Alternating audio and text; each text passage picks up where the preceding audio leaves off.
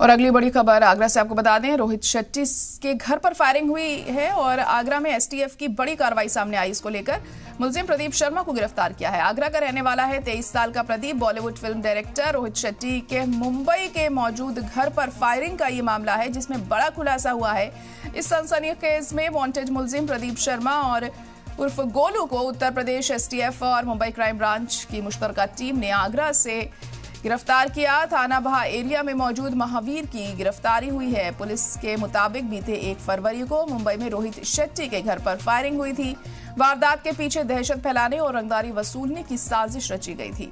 जांच में सामने आया है कि मुलजिम शुभम लोनकर गैंग से जुड़ा हुआ है और इसी गैंग के इशारे पर इस पूरी वारदात को अंजाम देने का मंसूबा बनाया गया था। गिरफ्तार मुलजिम प्रदीप शर्मा उर्फ गोलू लंबे वक्त से पुलिस की रडार पर था। पूछताछ में उसने स्वीकार किया कि वह सोशल मीडिया के जरिए गैंगस्टर कल्चर से मुतासिर हुआ और इसी में आकर मुजरिमाना नेटवर्क से जुड़ गया। पुलिस अब उससे गैंग के नेटवर्क, फंडिंग और वारदात की साजिश में शामिल दूसरे लोगों के बारे में भी गहन पूछताछ कर रही है।